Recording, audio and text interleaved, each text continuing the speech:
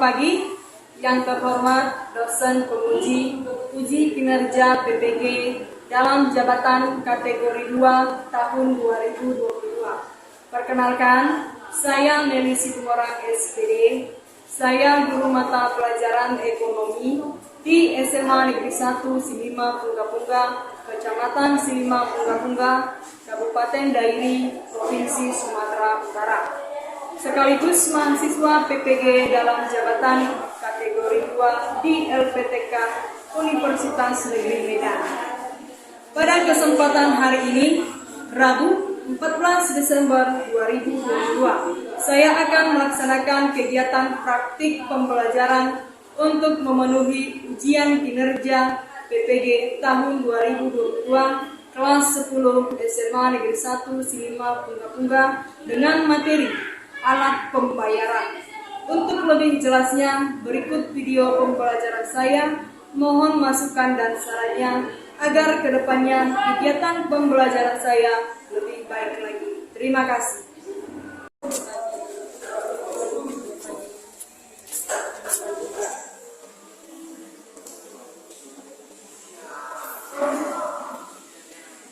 Selamat pagi.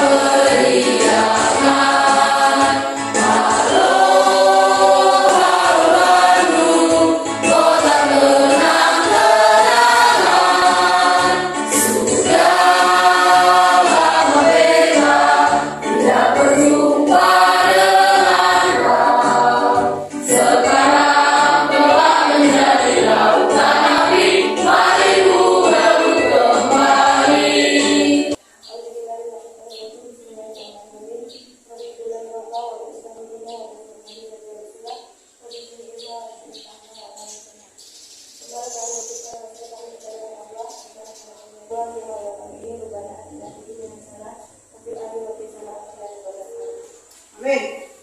Bersiap pada ibu guru kita. Beri salam. Selamat pagi, silakan duduk. Ibu menyampaikan dulu apa informasi yang terbaru pada tanggal 14 Desember 2022, yaitu 3 untuk merampok motor remaja. Makanya silakan rajin belajar supaya kamu nantinya untuk kali mulai dari sekarang menjadi orang yang memiliki moral dan akhlak yang baik. Email siapa yang tidak hadir, Nak? Apakah semua hadir email? Hadir semua. Oke, semua hadir ya. Selanjutnya coba periksa dulu kiri kanannya, ada sampah atau tidak? Silakan. Ada sampah atau tidak? Silakan diperhatikan. Oke, tidak ada, bagus. Jangan sampai kamu menyimpan sampah. Oke, silakan teruskan di mejanya dari depan sampai belakang.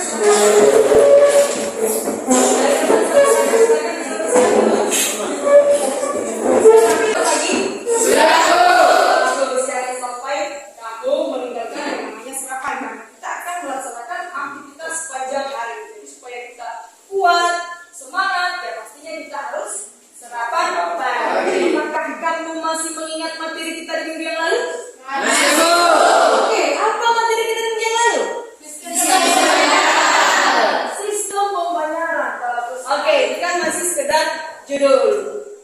Itu masih sekedar judul. Nah, selanjutnya, apa yang kamu ingat penjelasan ibu di minggu yang lalu mengenai sistem pembayaran? Oke, siapa yang bisa? Silakan. Saya. Oke, Bintang, silakan berdiri. Terima kasih atas waktunya, Bu. Sistem pembayaran yaitu seperangkat aturan, lembaga dan mekanisme yang digunakan untuk melaksanakan pembinaan dana guna memenuhi kewajiban yang timbul dari kegiatan ekonomi. Oke, silakan Rina. Ayo kita dengar. Ada tidak hubungan antara sistem pembayaran dengan alat pembayaran? Nah, jelas ini memiliki hubungan. Di mana sistem pembayaran akan mempengaruhi alat pembayaran. Contohnya, sistem pembayaran secara online. ini akan mempengaruhi alat apa yang digunakan untuk pembayaran secara online. Baik itu kita katakan itu menggunakan uang digital, bisa itu kita gunakan juga dengan kartu. Pernahkah kamu mendengarkan kata alat pembayaran? Pernahkah kamu temukan jenis alat pembayaran dalam kehidupan sehari-hari? Pernah kan? Dulu apa yang menjadi kompetensi dasar dan indikator pencapaian kompetensi. Bisa lihat semua ya? Bisa. Yang kompetensi dasar dan indikator pencapaian kompetensi. Ada mendeskripsikan alat pembayaran dalam perekonomian Indonesia. Indikator pencapaian kompetensi ada menyimpulkan pengertian alat pembayaran. Dipahami kompetensi dasar ini kan? Bisa. Sendiri juga datang ke sekolah punya tujuan kan? Ya. Apa tujuannya? Oke, bagus belajar. Melalui model problem based learning, kita menggunakan problem based learning, model pembelajaran bersifat permasalahan yang berhubungan dengan kehidupan sehari-hari, bersifat kontekstual. Sudah? Oke, nah selanjutnya dengan pendekatan saintifik. Nah selanjutnya juga dengan bantuan LKPD. Tahu nggak apa itu LKPD? Tahu. LKPD? Lembar kerja peserta didik. Dulu namanya LKS, sekarang diganti menjadi LKPD. Oke, selanjutnya dengan menggunakan KIPEK. KIPEK ini teknologikal, pedagogikal, dan konten. Jadi nanti dalam pembelajaran kita, Ibu akan menyampaikan sebuah konten dalam YouTube yang akan kamu bahas. Peserta didik dapat, coba kita baca satu-satu ya. Oke, mulai dari nomor 1.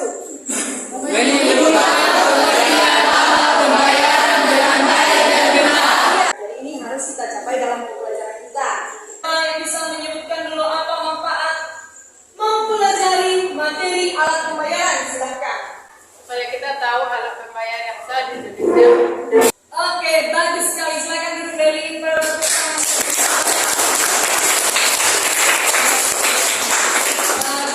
Nah, itu merupakan yang dinyatakan oleh Siri.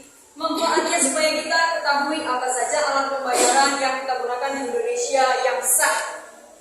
Jadi ketika kita sudah tahu alat pembayaran yang sah, yang kita gunakanlah alat pembayaran yang sah. Jangan kita gunakan yang tidak sah.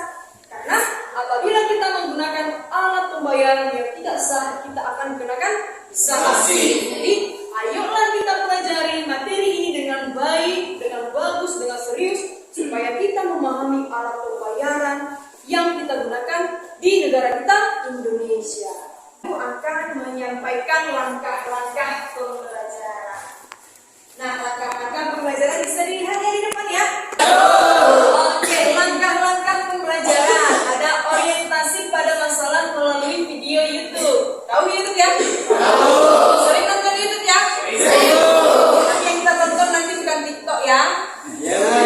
Bukan TikTok, tapi yang kita tonton video permasalahan mengenai alat pembayaran. Aku akan menyampaikan ada video YouTube. Jadi perhatikan nanti video YouTube ini apa yang disampaikan di dalam, sehingga nanti ketika Ibu tanya apa informasi di dalam, bisa kamu jawab. Bisa kan? Sementara itu, Kepala Departemen Komunikasi Bank Indonesia Erwin Haryono menegaskan bahwa rupiah merupakan satu-satunya alat pembayaran yang sah di Indonesia. Hal ini ditegaskan Bank Indonesia seiring dengan adanya indikasi penggunaan alat pembayaran selain rupiah. Tegaskan rupiah sebagai alat pembayaran yang sah. Dirham, bitcoin, atau bentuk-bentuk lainnya selain uang rupiah bukan merupakan alat pembayaran yang sah di wilayah NKRI. Siapa yang bisa memberikan hasil dari identifikasinya mengenai permasalahan dalam itu? Siapa yang bisa? Siapa yang bisa? Oke, Mitra dulu ya. Oke, silakan Mitra. Terima kasih atas kesempatannya. Informasi yang disampaikan adalah Kepala Departemen Komunikasi menegaskan bahwa rupiah merupakan satu-satunya alat pembayaran yang sah di Indonesia. Oke, bagus. Identifikasi dari Mitra. Silakan dulu. Nah, tepuk tangan untuk orang yang kedua, siapa yang bisa?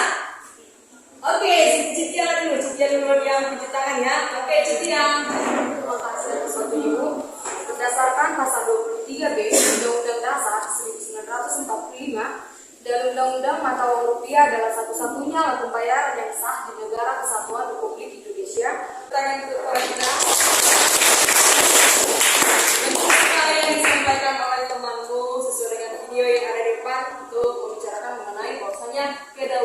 dari uang rupiah. Itu rupiah merupakan alat pembayaran yang sah sesuai dengan Undang-Undang Dasar Nomor 23 DB. Undang-Undang Dasar Bank Indonesia. Bisa dipahami ya? Siapa yang ingin bertanya dulu? Oke, si Angel tadi sepertinya masih berkerut keningnya. Sangat bingung kali bahasa. Oke, berdiri dulu nak. Baik, terima kasih atas kesempatannya. Bagaimana jika ada alat pembayaran yang ditemukan selain rupiah? Pada dasarnya, pihak yang bertransaksi mau sama mau atau sepakat. Oke, siapa yang bisa memberikan jawaban? Silakan. Saya Oke, Olivia lagi dulu. Olivia dari kasih sama dulu. Ya, Olivia, silakan nak. Terima kasih kesempatannya Bu. Menurut pendapat saya, jika ditemukan di Indonesia menggunakan alat pembayaran selain rupiah seperti Mereka sudah sepakat yang namanya di Indonesia tidak boleh selain rupiah. Kalau ditemukan seperti dirham, Bitcoin, itu merupakan alat pembayaran yang tidak sah. Ada yang ingin memberikan pertama? Oke, ya, silakan berdiri nak. Ya. Baik Bu, terima kasih atas kesempatannya. Jika ditemukan alat pembayaran menggunakan alat pembayaran selain rupiah, maka dikenakan sanksi kurungan biaya selama 1 tahun dan denda paling banyak sebesar 200 juta Bu, menurut undang-undang yang berlaku. Oke, silakan. Betul yang dikatakan si Dian, bukan betul.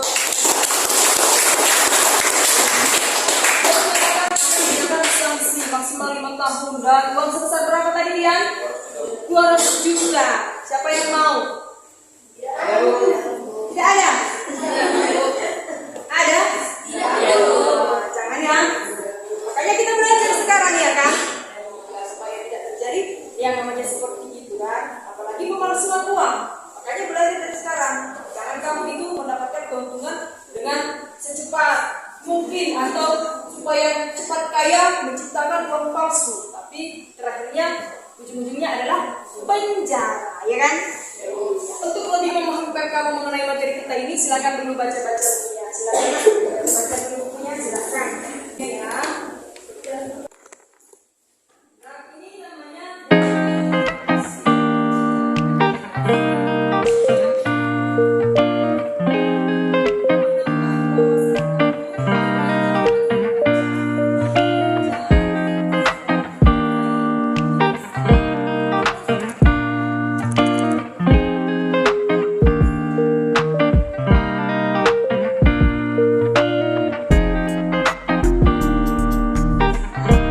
gerakan literasinya. Pada sintak yang kedua. Sintak yang kedua itu adalah mengorganisasikan peserta didik.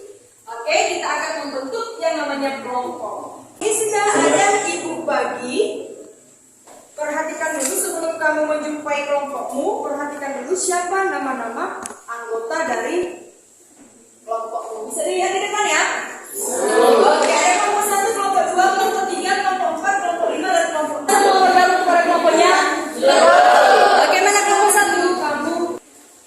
Oke, kelompok 2, kelompok 3, kelompok 4, kelompok 5, kelompok 6. Oke, semua sudah duduk berdasarkan kelompoknya masing-masing. Silakan diperhatikan. Tunjukkan dulu LKPD-nya. Iya, sudah kebagian semua ya.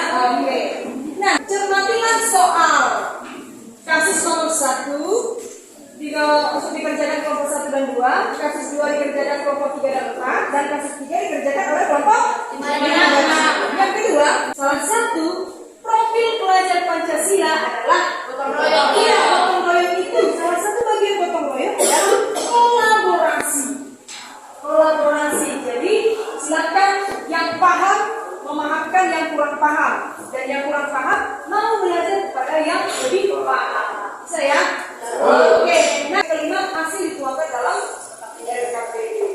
Dan yang keenam, setiap kelompok nanti melakukan presentasi sesuai dengan petunjuk dari LKPD yang sudah dijelaskan. Bisa dipahami ya? Oke, silakanlah kerjakan LKPD-nya. Silakan diskusi ya dengan temannya. Sudah paham apa yang boleh dikerjakan kan? Ada kira-kira pertanyaan? Tidak aman. Oke, bagus.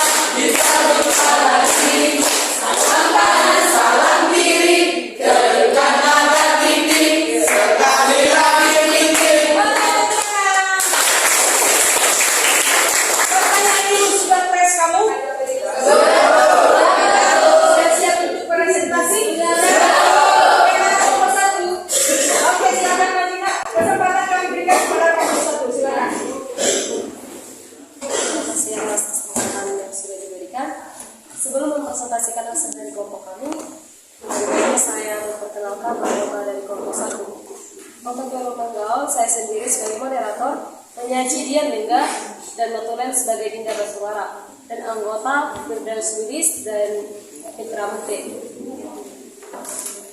Kepada penyaji kami persilakan untuk menyajikan isi dari kelompok yang pertama.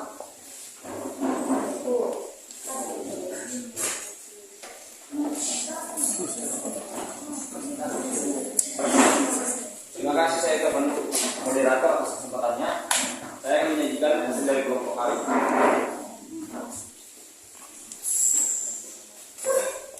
Oke, silakan. Pernyataan nomor 1 adalah berdasarkan kegiatan uraikan informasi apa yang didapatkan. Yang kedua, berdasarkan arti atas simpulkanlah pengertian alat pembayaran. Yang ketiga, uraikanlah fungsi alat pembayaran. Yang keempat, uraikanlah pendapat kelompok kajian tentang pembayaran non tunai KPI yang diberlakukan bagi pelajar Surabaya dalam artikel tersebut. Jawaban dari hasil diskusi kami adalah yang pertama, informasi yang kami dapatkan adalah pemerintah Kota Pemkot Surabaya berkolaborasi dengan Bunda Kota Surabaya menggelar Gebiar Hari Anak Nasional atau HAN tahun 2022. Satu di antaranya kegiatan itu adalah launching sistem pembayaran KPI bagi pelajar SD, SMP Surabaya. Sistem non tunai atau cashless tersebut menggunakan kartu identitas anak atau KIA sebagai metode pembayaran yang bisa memberikan edukasi pembelajaran manajemen keuangan. Oke, tiba saatnya giliran kamu untuk bertanya untuk kelompok 1. Oke, siapa yang ingin bertanya? Tunjuk tangan dulu. Kepada kelompok kedua kami persilakan untuk bertanya. Oke, silakan. Terima kasih atas pertanyaannya. Coba jelaskan mengenai penggunaan alat pembayaran GPay oleh siswa di Surabaya. Bukankah hal tersebut suatu yang sulit dilaksanakan untuk melakukan pembayaran? Oke, silakan dulu sebentar diskusikan, Nak. Udah jelas ya pertanyaannya? Sudah. Oke, Firdaus. Ya, silakan, Nak. Baik, terima kasih atas waktunya. Saya akan menjawab pertanyaan dari kelompok 2. Menurut pendapat kami, menggunakan alat GPay sangatlah praktis karena hanya dengan membawa kartu identitas anak, siswa dapat bertransaksi di kantin tanpa harus membawa. Apakah jawaban kami sudah merasa puas bagi kelompok 2?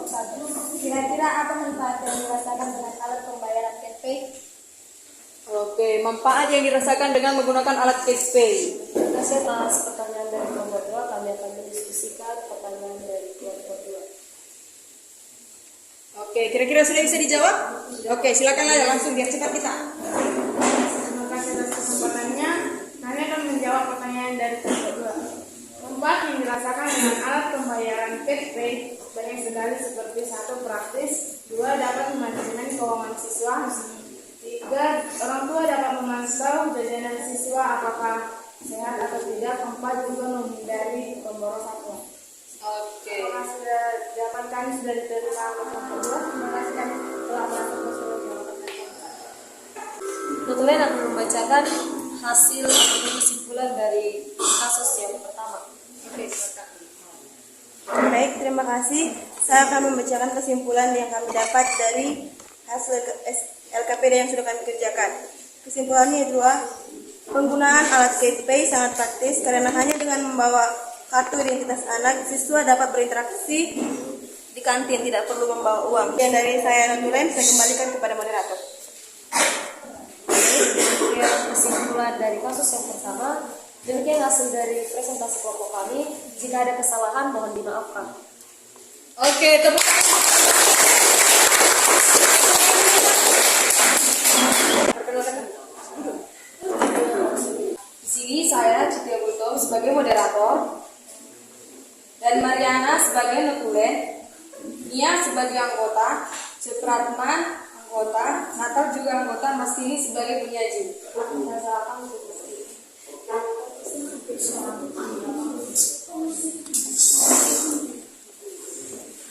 Pertanyaan yang pertama, bagaimana kelompok Anda menanggapi dari fenomena alat pembayaran yang disajikan dalam artikel tersebut? Yang kedua, menurut kelompok Anda, bagaimana alternatif mengatasi permasalahan eksekusi uang palsu, baik si pencetak dan pengedar uang maupun untuk mengurangi korban uang palsu? Dan ketiga, sebagai seorang siswa, upaya apa yang dilakukan oleh peserta didik untuk mengatasi permasalahan di atas? Jawaban nomor 1, menurut kelompok kami, tindakan yang dilakukan oleh oknum yang mencetak dan yang mengedarkan uang palsu merupakan tindakan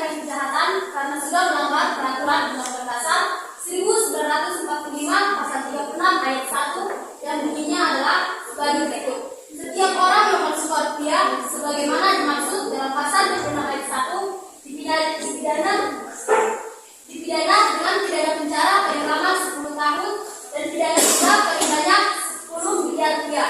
Kita serahkan kepada penjara. Sekian presentasi kami untuk bicara kasus nomor 2. Untuk teman-teman yang ingin memberikan pendapat, silakan untuk bertanya. Oke, silakan. Berikan kesempatan kelompok 4. Saya berikan kesempatan untuk kelompok 4 untuk bertanya. Saya dari perwakilan kelompok 4 ingin mengajukan sebuah pertanyaan, yaitu menurut pendapat kelompok kalian, apa alasan oknum tertentu melakukan tindakan pencetakan uang palsu? Menjawab pertanyaan dari saudara Mikael. Kami, alasan oknum pelaku pencetak uang palsu adalah untuk mendapatkan uang atau untung lebih cepat dan lebih mudah tanpa perlu bekerja keras.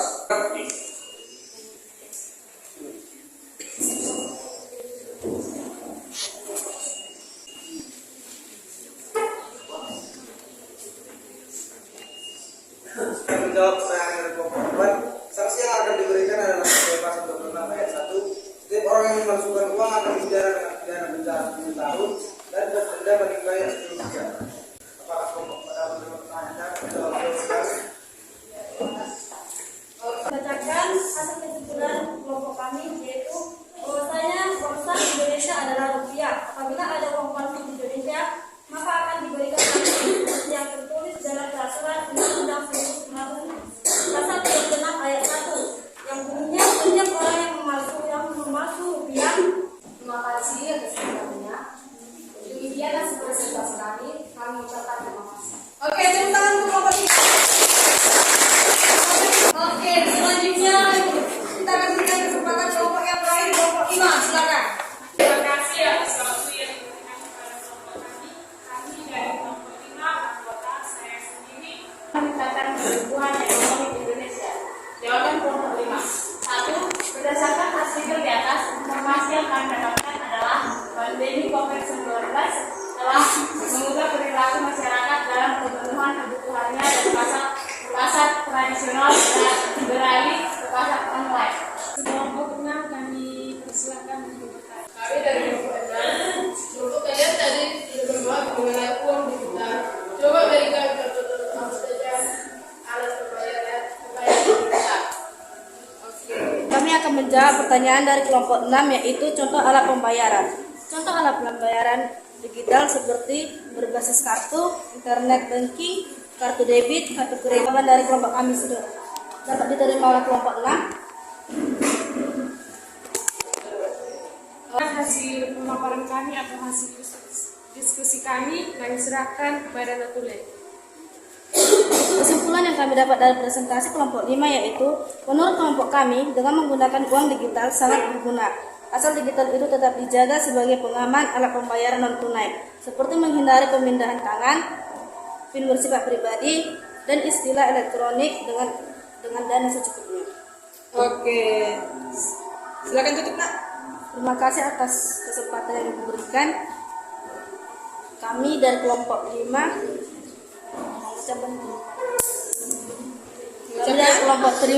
kami dari kelompok 5 mengucapkan terima kasih. Oke, silakan duduk. Tepuk tangan untuk kelompok 5. Oke, sebentar dulu ya, Ibu melakukan penilaian terhadap kelompok masing-masing.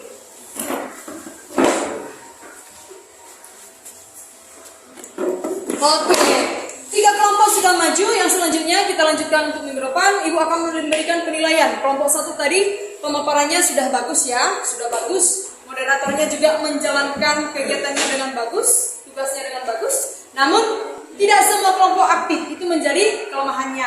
Sudah? Oke, kelompok 3 tadi mereka kurang luas untuk menjabarkan materinya. Namun pada dasarnya keunggulannya mereka sudah aktif dalam diskusi kelompok tersebut. Nah, kelompok yang terakhir, Ibu rasa kelompok yang terakhir kurang percaya diri. Masih banyak yang perlu untuk diperubahi ya. Namun hasilnya sudah bagus. Bisa dipahami ya? Kita pada pertemuan pengertian alat pembayaran. Alat pembayaran merupakan alat yang digunakan untuk membayar atas pembelian suatu barang ataupun jasa yang dilakukan baik secara tunai maupun secara non tunai. Nah, selanjutnya ada jenis-jenis alat pembayaran. Nah, Ibu tunjukkan dulu ini sebagai media konkret yang bisa kami lihat. Punya uang nggak? Tunjukkan dulu uang masing-masing. Tunjukkan dulu uang masing-masing. Uang mulai 2.000, 5.000 tidak apa-apa. Oke, kita bahas. Iya, kita bahas dulu yang pertama jenis alat pembayaran tunai. Nah, jenis alat pembayaran tunai ini menggunakan uang tunai. Contoh, dengarkan. Ibu membeli sebuah buku. Nah, biasa kita kan beli buku kan? Nah, saya langsung menjumpai penjual. Saya, berapa bukunya? Sekitar 5.000. Nah, saya kasih uangnya. Kalau saya kasih uang 100, ada kembalian nggak? Berarti itu dikatakan tunai. Sudah paham? Nah, selanjutnya jenisnya yaitu jenis alat pembayaran non tunai. Berarti dia tidak menggunakan langsung mata uang. Bisa ya? Oke, yang pertama ada cek. Bisa dilihat gambar cek kan? Ada gambar cek. Cek adalah suatu kertas yang bisa dijadikan bahwasanya bank akan mencairkan dana nasabah kepada nama yang sudah tertera, namanya adalah cek. Bisa dipahami ya? Oke, yang kedua giro. Giro ini hampir sama dengan cek. Namun bedanya di sini yang tertulis di atas kertas namun tidak memindahkan uang. Namun untuk memindahkan uang, bukan mencairkan uang seperti yang ada pada cek. Nah, dari rekening nasabah lain pada rekening yang tertera dalam kertas tersebut. Nah, utang debit ini hampir seperti di gambarnya. Nah, namun ini namanya utang debit. Nah, ini seperti kartu yang digunakan dalam transaksi. Ini contoh non tunai ya. Nah, pembayaran ini dilakukan dengan melakukan utang terlebih dahulu suatu bank. Namun transaksinya menggunakan bank tersebut maka harus menulis pada uang kertas tersebut. Nah, nantinya kertas tersebut akan diproses agar utang melunas, agar bank dapat melunasi utang si nasabah tersebut. Saya dipahami ya? Oke, ada lagi kartu kredit. Nah, kartu kredit ini pernah kamu jumpai ya? Ini sangat terkenal, hampir seluruh orang atau masyarakat menggunakannya. Prosesnya pada dasarnya hampir sama seperti utang debit. Hanya saja penggunaan kartu ini hampir sama dengan kartu ATM. Nah, yang selanjutnya ada uang elektronik. Pernah kamu berbelanja hanya dengan memberikan kartu? Dalam arti ini kartu akan diisi pihak ketiga dengan jumlah tertentu. Nah, ketika kita akan melakukan sebuah transaksi seperti itu, pembayaran di jalan tol, ya kan, pernah kan? Itu akan diberikan kartunya dan akan dipotong. Kalau sudah habis diisi kembali. Bisa dipahami ya? Oke, nah ini ya merupakan contoh bagian yang non tunai. Ini bagian yang tunai. Oke. Nah, selanjutnya materi kita yaitu jenis-jenis uang. Ada berdasarkan nilainya, bisa dilihat ya. Ada yang full balik money, yaitu seperti uang kertas. Nah, selanjutnya berdasarkan lembaga yang menerbitkan. Ada uang kartal, atau Bank Indonesia. Sementara ini, oke, sekali lagi dulu. Ini yang dihasilkan oleh Bank Indonesia. Ya, ini yang dihasilkan oleh Bank. Bisa dipahami ya? Oke. Nah, selanjutnya fungsi uang. Kamu pasti tahu apa fungsi uang. Fungsi uang sebagai perantara pertukaran barang. Ada fungsi uang asli sebagai alat tukar. Nah, contoh saya butuh yang namanya beras. Beras ini akan saya beli. Nah, ada penjual beras, ya kan? Saya kasih uang saya sekitar 180. Berapa satu kaleng sekarang? 180. Saya kasih uang saya 180. Saya mendapatkan beras dan dia mendapatkan uang. Nah, selanjutnya itu sebagai alat tukar. Nah, selanjutnya lagi satuan hitung. Nah, contohnya kalau zaman dulu belum ada yang namanya uang. Kita menggunakan sistem apa? Barter. Iya. Sistem apa? Barter. Sistem apa? Sistem barter. Iya, sistem barter. Berarti tukar menukar barter. Kalian beli tanah? Beli tanah pakai apa? Iya, pakai uang. Kita kasih uang kita sejumlah uang, pastinya kita mendapatkan tanah, kita pindahkan uang itu dalam bentuk aset yaitu tanah. Bisa dipahami ya? Oke, nah selanjutnya uang sebagai pendorong kegiatan ekonomi. Kalau nggak ada uang, bisa nggak jalan itu yang namanya kegiatan ekonomi, produksi? Jadi harus membutuhkan uang, fungsi uang. Dan selanjutnya sebagai standar pencicilan utang. Standar pencicilan utang. Nah, pertanyaan ibu selanjutnya, siapa di sini punya utang? Siapa di sini punya utang? Oke. Siapa yang di sini punya utang? Oke, utang itu dibayar atau tidak? Kalau tidak dibayar berarti berutang. Jadi uang juga kita gunakan untuk membayar utang. Nah, ini ada alat pengaman pengukur. Warnanya cerah kan? Warnanya cerah. Ada di sana juga bahannya terbuat dari serat kapas. Warnanya cerah. Ada tali pengaman, benang pengaman. Ini lihat. Ini merupakan gambar pengaman.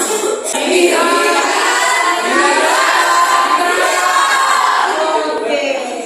Jadi dengarkan, jangan sampai kamu tertipu dengan yang namanya uang palsu. Apalagi kalau kamu sudah tahu itu uang palsu, jangan digunakan. Nanti kamu akan dapatkan bisa dipahami ya? Makanya siapa di sini ingin menciptakan uang palsu? Kalau mau cepat kaya bukan seperti itu kan?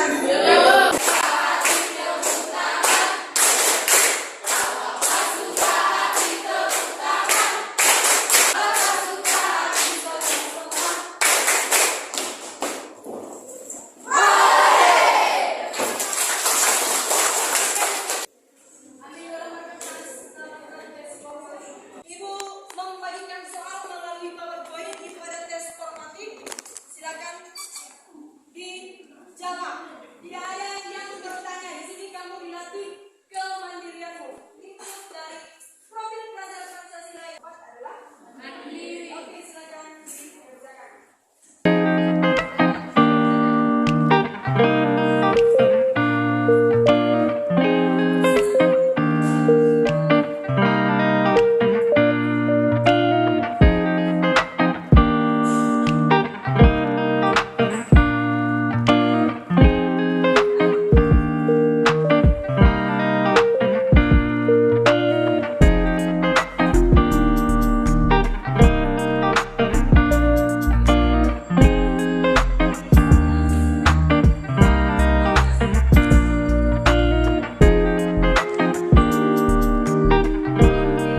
Kira-kira sudah selesai?